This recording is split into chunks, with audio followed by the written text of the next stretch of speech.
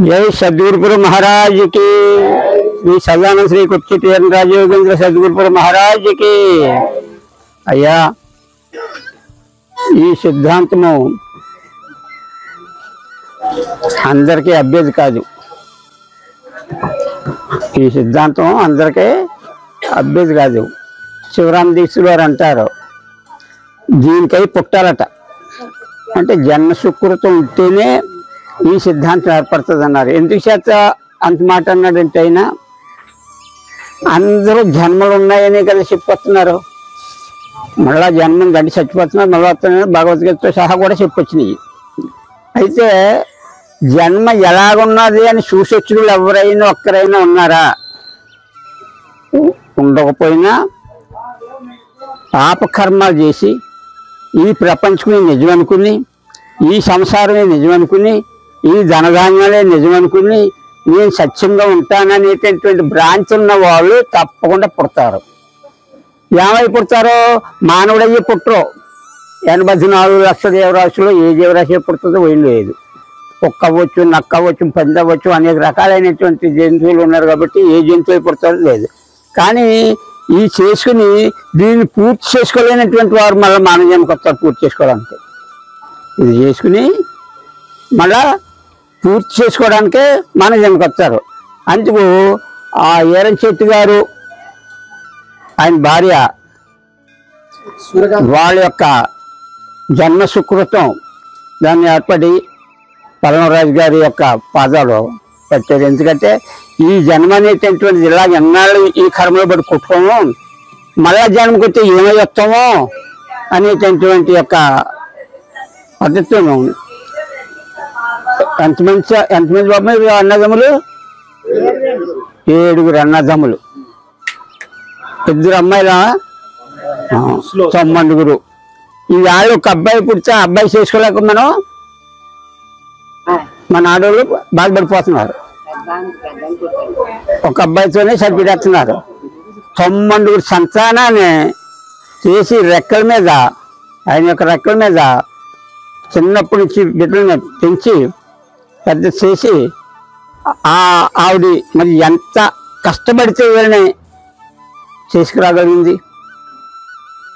కాకులు ఎత్తిపోకుండా, గద్దలు ఎత్తిపోకుండా, కుక్కలు ఎత్తిపోకుండా పిల్లల్ని అంతా జాగ్రత్త చూసి పెద్ద చేసి పెళ్ళిళ్ళు చేసి పేరెంటాలు చేసి వాళ్ళకి పావులో బేడో వాళ్ళతో నిలబడినదే ఎంతో కొంత మళ్ళీ పెద్ద చేసి అందుకే ఈ జన్మ అనేటటువంటిది మానవ జన్మకి మళ్ళీ వస్తామనేటటువంటి గ్యారంటీ లేదు కనుక ఈ జన్మ లేకుండా చేసుకోవాలనేటటువంటి యొక్క విశ్వాసం ఈ సిద్ధాంతంలో ఉన్నారు. కాబట్టి ఈ జన్మ లేకుండా చేసుకోవాలనే సిద్ధాంతంలోనూ ఈ ఎరుకనేటటువంటి వస్తువు దాని పేరు చెప్తేనే దాని భయం. కాబట్టి దీని దగ్గర చేరనివ్వదు. అది దీని దగ్గరికి చేరనివ్వదు. ఆనందాలకే పోనిస్తుంది తప్ప దీని దగ్గర చేరనివ్వదు. అలాగ కాకుండా మరి ఈ సాంప్రదాయంలో ఈరంశెట్టి గారి యొక్క గర్భాన్ని పుట్టినందుకు మరి ఈ కార్యక్రమము చక్కగా జరిపించారు. వాళ్ళకి ఆ సుకృతం, ఆయనకి ఆ సుకృతం, మనకి ఈ సుకృతం అనేటటువంటి ధర్మంగా మనకి ఇవాళ చక్కనైనటువంటి మార్గంగా చేసుకున్నారు.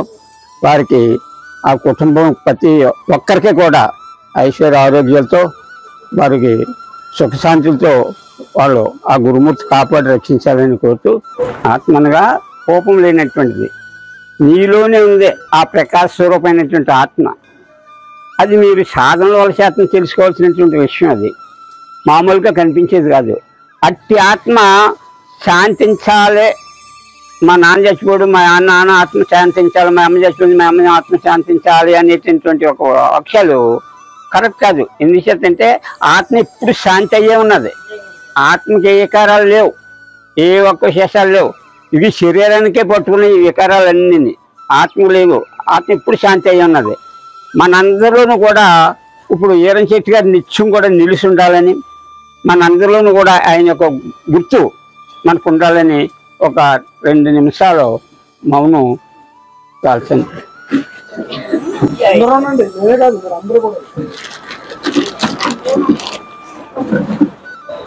जय सतगुरु महाराज को जय।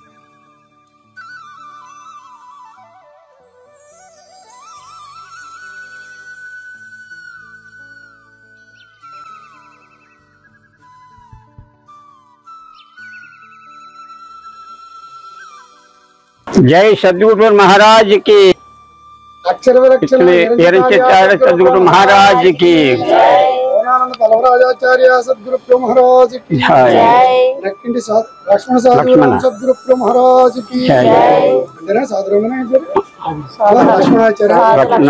లక్ష్మణాచార్య సద్గురు శరణం సద్గురు శరణం సద్గురు శరణం భవభయహరణం భవభయహరణం సర్వం సద్గురు శరణారవింద అర్పణమస్తు.